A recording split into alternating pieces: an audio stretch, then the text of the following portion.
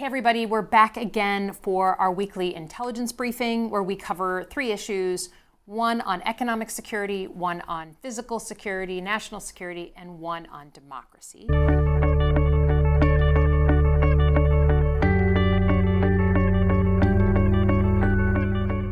This week on economic security, I want to talk about housing, and in particular, the president's idea of coming up with a 50-year mortgage.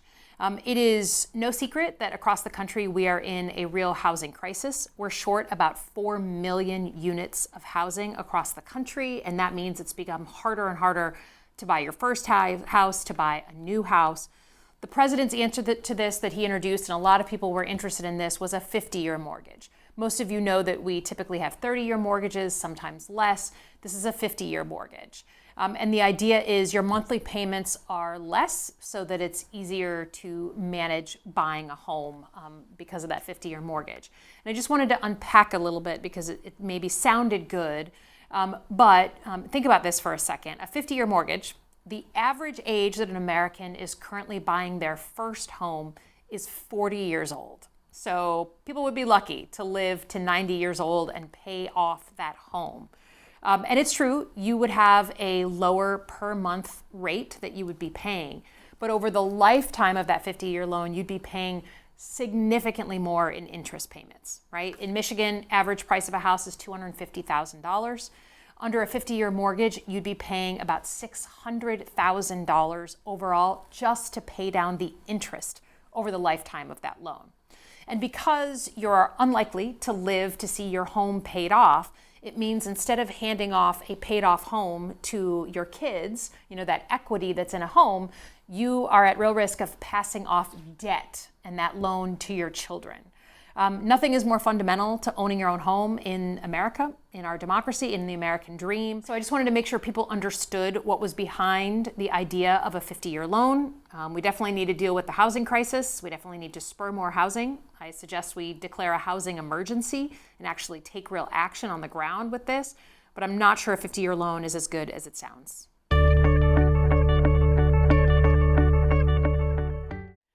Second issue I want to talk about on the issue of national security is Venezuela. You've probably heard a lot in the news about the buildup of U.S. military forces in the Caribbean aimed at Venezuela, the country of Venezuela. And it's probably hard for some people to understand what is going on, so let me just lay it out.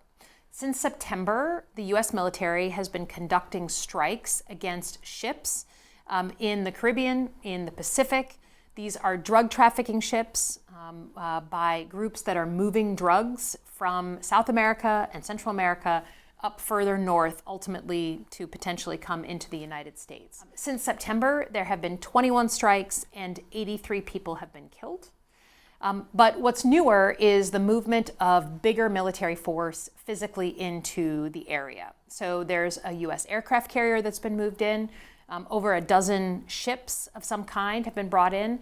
Some of our most sophisticated fighter jets, F-35s, have been moved into the area. It's a real buildup of military force. And there's a very open question about whether the president is considering striking on the country of Venezuela. So not ships, but actually the physical territory of the country of Venezuela, and in particular, their problematic president, Maduro. In recent days, the State Department has designated a group called the Cartel de los Soles a terrorist organization. And they say that the Venezuelan president, Maduro, is the head of this terrorist organization.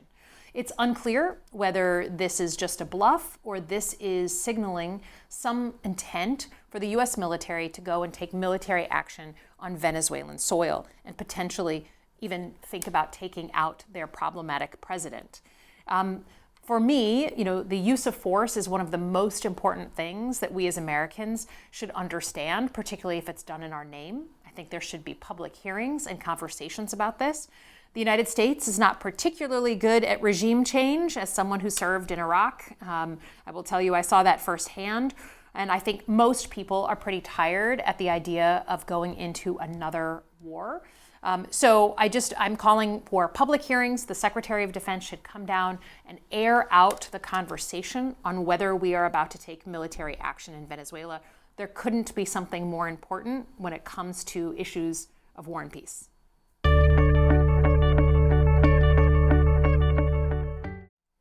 The third issue I want to talk about related to democracy issues are the changes that are happening over at the Department of Justice. So the Department of Justice is in Washington, D.C. It handles federal crimes in particular. Since President Trump has come in, we've had droves of Department of Justice lawyers who have left the job. He has put in lawyers very close to him into top positions. Career staff lawyers have been demoted or encouraged to leave. So under the President's Department of Justice, they have focused on the President's priorities. So think about DEI and hiring decisions instead of traditional issues like corruption. And in fact, the department that covers corruption at the Department of Justice has gone from 38 lawyers to just 2 lawyers. So why does it matter what happens at the Department of Justice? It matters because these are the folks, again, who are enforcing federal law. Here's how it would affect, for instance, a Michigander.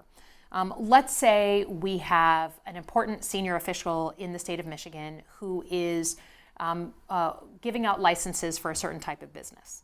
And the only way that they'll give you a license for you to open up a new business is if you bribe that senior official. So business owners who aren't wanting to give bribes could go to the Department of Justice and say, hey, you got to investigate public corruption here. This guy is only responding to bribes. Well, if there's only 2 lawyers in that department, if there's not a real desire or a priority on going after corruption, then the Department of Justice can just choose not to prosecute, choose not to investigate, choose not to get involved. And then creates the situation where an entrepreneur in Michigan isn't able to get a license unless they bribe a senior official. So that sense of fairness, that sense of enforcement is something that's really at risk by the president changing out who's running the Department of Justice and who's leading on top issues there.